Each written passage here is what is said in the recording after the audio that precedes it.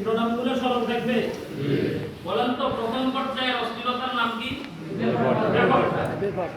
দ্বিতীয় পর্যায়ের অস্থিরতার নাম কি?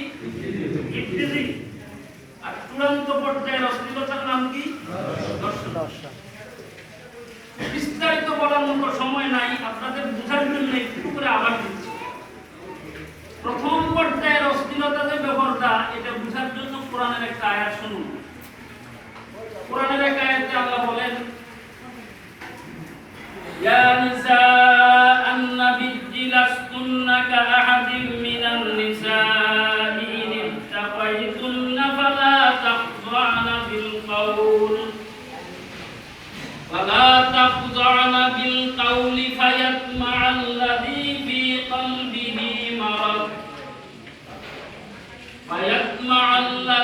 ফী কলবিহি মারাদ ওয়া কুল্লা কাওলাম মা'রুফা। আল্লাহ বলেন, হে নবীর বিবিগণ আর মুসলমানের নারীগণ। আল্লাহ ডাইরেক্ট সম্বোধন করেছেন নবীর বিবিগণকে, আর ইনডাইরেক্ট সম্বোধন করেছেন সমস্ত মুসলমানের নারীগণকে। আল্লাহ বলেন, হে মুসলমানের নারীগণ, তোমরা যখন বেগানা পুরুষের সাথে প্রয়োজনীয় কথাবার্তা বলবে, মধুর স্বরে বলবে না, কর্কশ স্বরে বলবে। বেগানা পুরুষের সাথে যদি তুমি মধুর স্বরে কথা বলো, বেগানা পুরুষ তোমার গলার মধুর আওয়াজ শোনার কারণে মনে মনে তোমাকে উপভোগ করার লোভ জাগ্রত হবে। বেগানা পুরুষ বেগানা নারীর গলার মধুর আওয়াজ শুনলে বেগানা পুরুষের মনে বেগানা নারীকে উপভোগ করার কি জাগ্রত হয়? লোভ জাগ্রত হয়। এবার বলেন তো, নারীর গলার মধুর আওয়াজ শুনলে যদি পুরুষের অন্তরে নারীকে উপভোগ করার লালসা জাগে, তাহলে নারীর চেহারার সৌন্দর্য দেখলে পরে কি পরিমাণ তাকে উপভোগ করার লালসা জাগ্রত হবে? বিষয়টা বুঝতে পারছেন?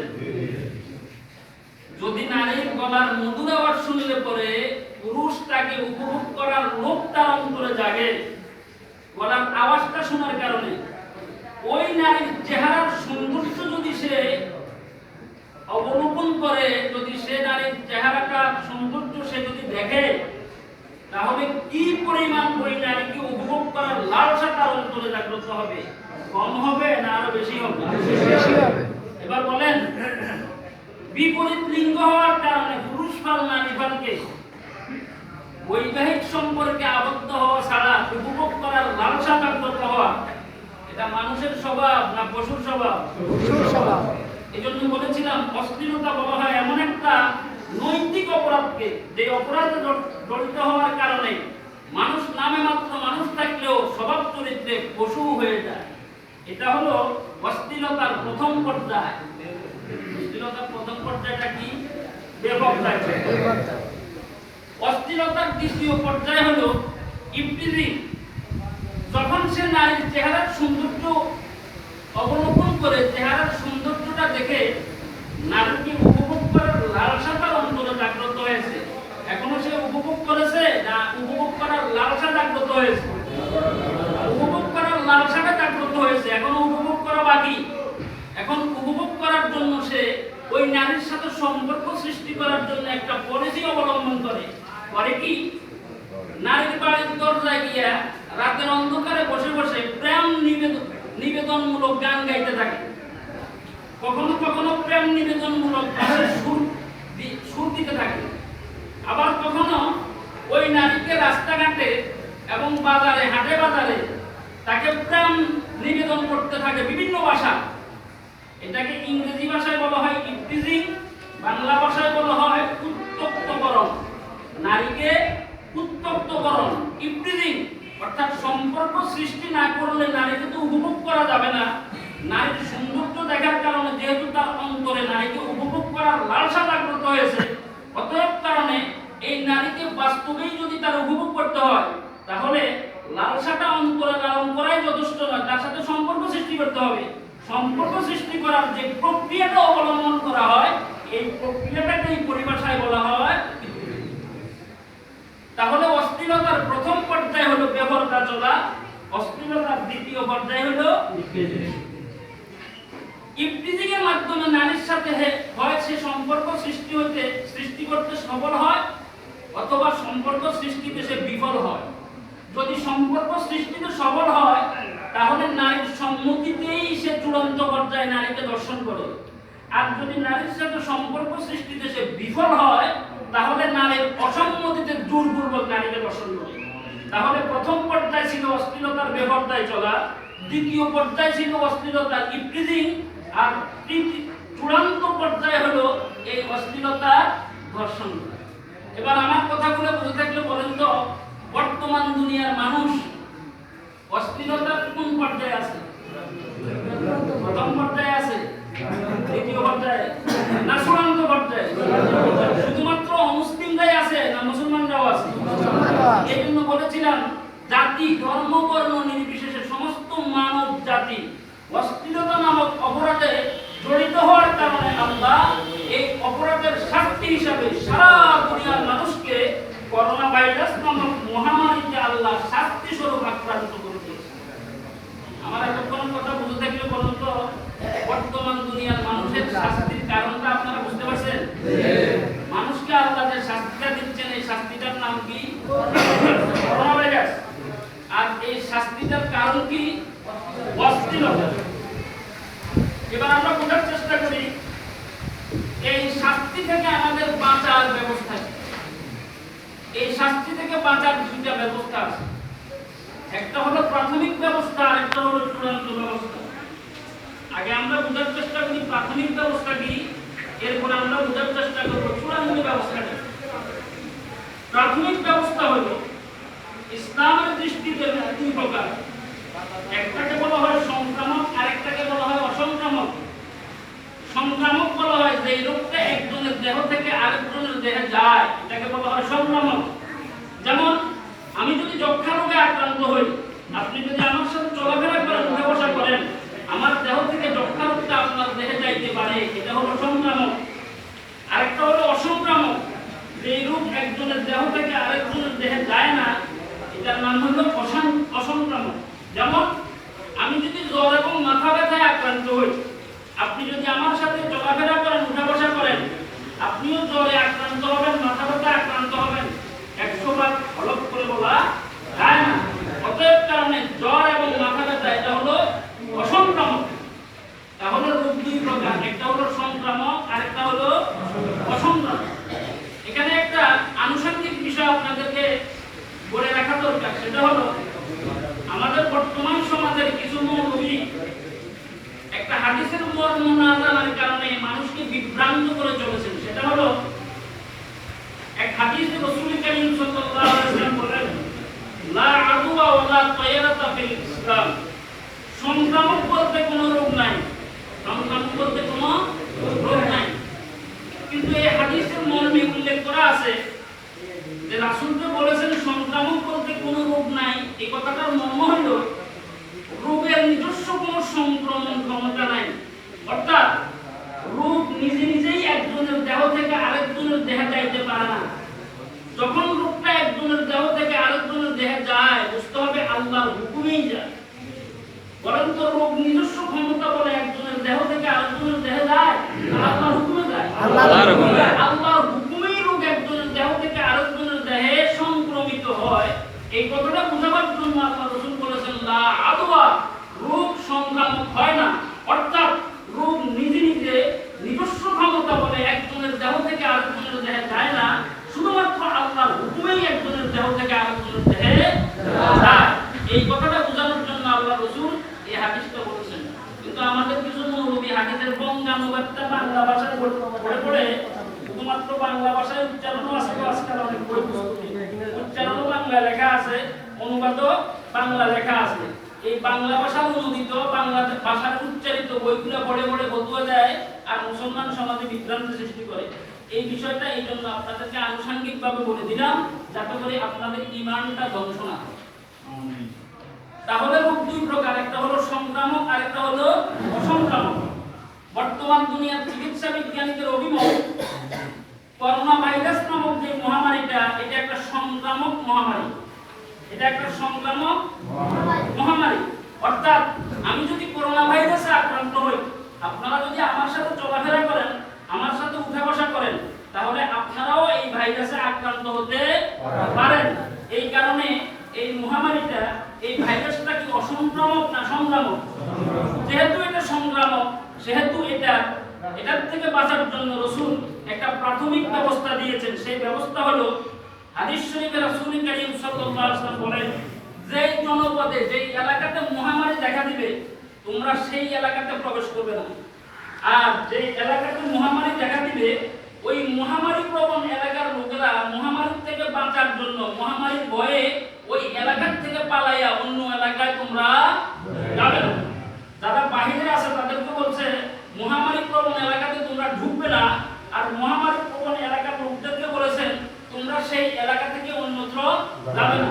এই হাদিস দ্বারা বোঝা গেল আল্লাহ রাসূল এই সংক্রমণ ব্যাধি থেকে মানুষকে বাঁচাবার জন্য যে ব্যবস্থাটা নিয়েছেন, বর্তমান দুনিয়ার চিকিৎসা বিজ্ঞানীরা এটার নাম দিয়েছে লকডাউন। কি দিয়েছে? লকডাউন কথার মর্ম কি? এই এলাকার মানুষ সেই এলাকায় যেতে পারবে না, ওই এলাকার মানুষ সেই এলাকায় আসতে পারবে না। এটা কথা। পোশাকের মানুষ দিগুড়ি যাইতে পারবে না, দিগুড়ির মানুষ চরসাই যেতে পারবে না, চরসাই মানুষ চরমটুয়া যাইতে পারবে না, নোয়াখালীর মানুষ লক্ষ্মীপুর আসতে পারবে না, লক্ষ্মীপুরের মানুষ ফেনী যাইতে পারবে না, ঢাকার মানুষ চট্টগ্রাম যাইতে পারবে না, চট্টগ্রামের মানুষ রাজশাহী যাইতে পারবে না, বাংলাদেশের মানুষ সৌদি আরব যাইতে পারবে না, আমেরিকার মানুষ লন্ডন যাইতে পারবে না। এই তো যার যার এলাকাতে অবস্থান করো, যার যার দেশে অবস্থান করো, এটাই তো লকডাউন। বরং তো চিকিৎসা বিজ্ঞানীরা বর্তমান যুগে যেটাকে লকডাউন হিসেবে ঘোষণা দিয়েছে, এই লকডাউনটা বর্তমান আধুনিক যুগের কোনো পরিভাষা, আধুনিক যুগের কোনো ব্যবস্থা না, ১,৫০০ বছর আগের পুরাতন ব্যবস্থা। প্রবর্তক ছিলেন কে? হযরত মুহাম্মদ সাল্লাল্লাহু আলাইহি ওয়াসাল্লাম। এটা হলো এই মহামারী থেকে বাঁচার প্রাথমিক ব্যবস্থা। অর্থাৎ যার যার এলাকায় থাকো, এক এলাকা থেকে অন্য এলাকায় যাবে না। এটা কি চূড়ান্ত ব্যবস্থা না প্রাথমিক ব্যবস্থা? এবার আমরা বোঝার চেষ্টা করি এই মহামারী থেকে বাঁচার চূড়ান্ত ব্যবস্থা কি। এটা তো প্রাথমিক ব্যবস্থা। চূড়ান্ত একটা ব্যবস্থা, সেটা হলো আমি যে অপরাধ করলাম, সেই অপরাধ যদি আমি করতেই থাকি আর আমি লকডাউনে 1000 বছরও থাকি, বিষয়টা বোঝার চেষ্টা করি।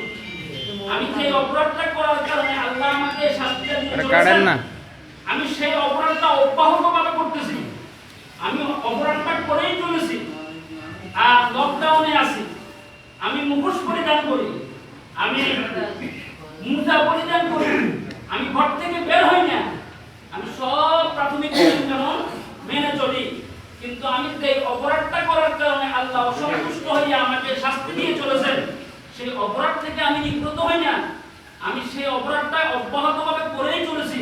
বরং তো প্রাথমিক পদক্ষেপ আমাকে আল্লাহর এই গজব থেকে নাজাত দিতে পারবে? তাহলে আমাদের প্রাথমিক ব্যবস্থাটা গ্রহণ করাই যথেষ্ট না চূড়ান্ত ব্যবস্থাটাও গ্রহণ করা দরকার?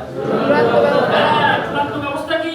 চূড়ান্ত ব্যবস্থা হলো যে অপরাধ করার কারণে আল্লাহ অসন্তুষ্ট হয়ে আমাকে শাস্তি দিয়ে চলেছেন, এই অপরাধের কারণে আল্লাহর কাছে আমাকে লজ্জিত হতে হবে, অনুতপ্ত হতে হবে। 2 নম্বর, যে অপরাধের কারণে আল্লাহ আমাকে শাস্তি দিয়ে চলেছেন, ওই অপরাধটা মরণ পর্যন্ত না করার জন্য ব্যাপারে আল্লাহর সাথে ওয়াদাবদ্ধ হতে হবে। 3 নম্বর, আল্লাহর কাছে কায় মনোবাক্যে কাকুতি বিনীত করে চোখের পানি ছেড়ে দিয়ে আল্লাহর কাছে ক্ষমা প্রার্থনা করতে হবে। কতটা শর্ত? 3টা। 1 নম্বর, আমার কৃত অপরাধের জন্য আমি লজ্জিত হওয়া। 2 নম্বর, কৃত অপরাধটা মরণ পর্যন্ত না করার জন্য আল্লাহর সাথে ওয়াদাবদ্ধ হওয়া। 3 নম্বর, আল্লাহর কাছে চোখের পানি ছেড়ে দিয়ে কৃত অপরাধের জন্য ক্ষমা প্রার্থনা করা। এটাকে কোরআন হাদিসের পরিভাষায় বলা হয় তওবা, কোরআন হাদিসের পরিভাষায় বলা হয় ইস্তিগফার। তওবা এবং ইস্তিগফারের মর্ম অনেক দীর্ঘ, অনেক ব্যাখ্যা সাপেক্ষ। সেটা বিস্তারিত বলার মতো সময় আমার হাতে নাই, আর শোনার মতো সময় আপনাদের হাতে নাই। সংক্ষেপে শুধু এতটুকু স্মরণ রাখুন, তওবা এবং ইস্তিগফারের মর্ম হলো 1 নম্বর, আমার যে অপরাধটা আমি করেছি এই অপরাধের জন্য লজ্জিত হতে হবে আল্লাহর কাছে। 2 নম্বর, আমি মরণ পর্যন্ত এই অপরাধ করব না, এই মর্মে আল্লাহর সাথে ওয়াদাবদ্ধ হতে হবে। 3 নম্বর, চোখের পানি বিসর্জন দিয়ে আল্লাহর কাছে ক্ষমা চাইতে হবে। এই 3টা শর্ত সাপেক্ষে যে কাজটা করা হয় এটাকেই কোরআন হাদিসের পরিভাষায় বলা হয় তওবা ইস্তিগফার। এই মর্মে আল্লাহ রব্বুল আলামিন এক আয়াতে বলেন, ওয়াতুবু ইলাল্লাহি জামিআ আইয়ুহাল মুমিনুনা লাআল্লাকুম তুফলিহুন।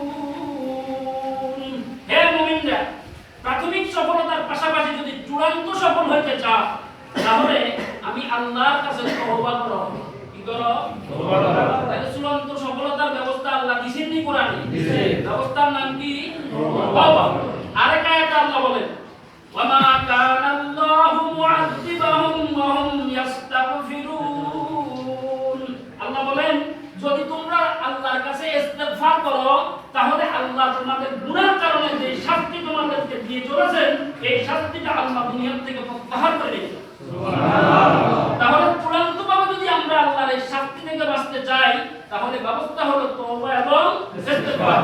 তওবা এবং ইস্তেগফারের মানে কি? আবার বলি, এক নম্বর নিজের কৃত অপরাধের জন্য লজ্জিত হওয়া। বলেন, এক নম্বর অপরাধের জন্য লজ্জিত হওয়া। আমরা কি লজ্জিত হই? খুব ফুলে অপরাধ করতে থাকি, আর কেউ যদি জিজ্ঞেস করে এই অপরাধ তুমি করলে কেন? আরে বেটা, আমি এই অপরাধ করি না, আর আমি এটা করলে তোর বাপের কি? এই না আমাদের স্বভাব। জন্য প্রথম শর্ত হলো কৃত অপরাধের জন্য অনুতপ্ত হতে হবে, লজ্জিত হতে হবে, নিজেকে ছোট মনে করতে হবে যে না আমি অপরাধ করেছি, অপরাধের স্বীকারোক্তি দিতে হবে, আমি অপরাধী, আমি গুনাহগার। দুই নম্বর শর্ত হলো মরণ পর্যন্ত যতদিন আল্লাহ আমাদের দুনিয়াতে হায়াত দেন ততদিন পর্যন্ত এই অপরাধ আমি আর করব না। এই অপরাধ আমি আর করব না। এক নম্বর শর্ত কি? অপরাধের জন্য লজ্জিত হওয়া। এক নম্বর শর্ত কি? লজ্জিত হওয়া। দুই নম্বর শর্ত কি? জীবনে এই অপরাধ না করার জন্য ওয়াদা করা। কার সাথে? আল্লাহর সাথে। আল্লাহর সাথে।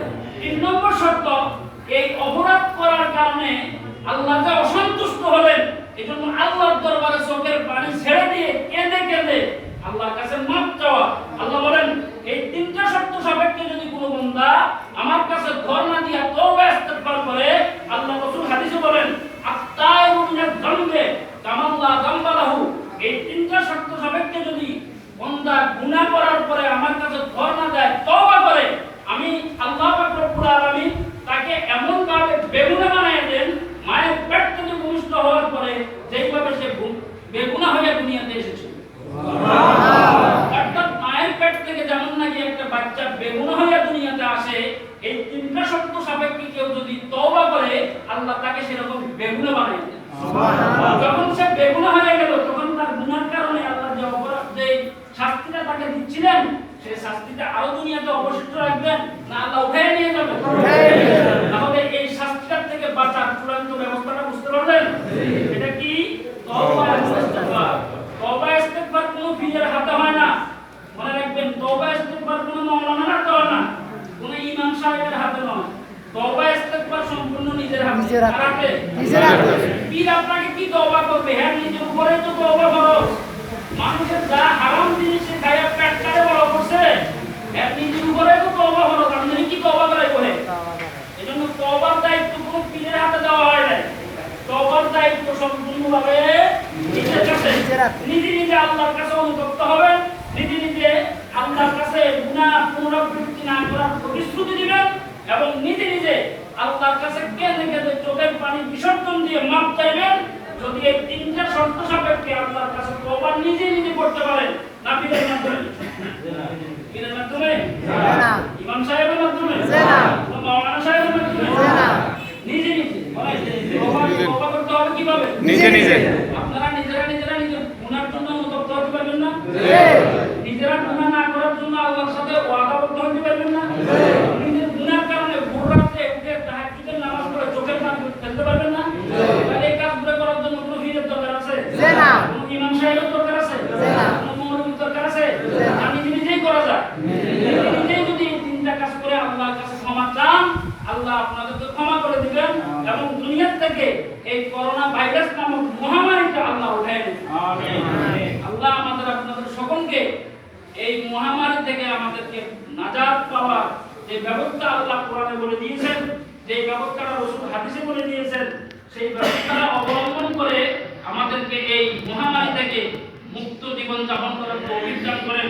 সারা দুনিয়ার সমস্ত মানুষকে এই মহামারী থেকে আল্লাহ হেফাজত করেন।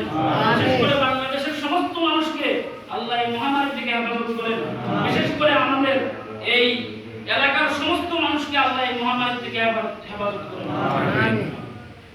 আমি সংক্ষিপ্ত যে কথাগুলো আপনাদের সামনে বলার জন্য বসেছিলাম সেই কথাগুলো বলে শেষ করলাম। এখন আমি আনুষঙ্গিক কিছু কথা বলব। এখনো আমাদের বাকি 8 মিনিট আছে।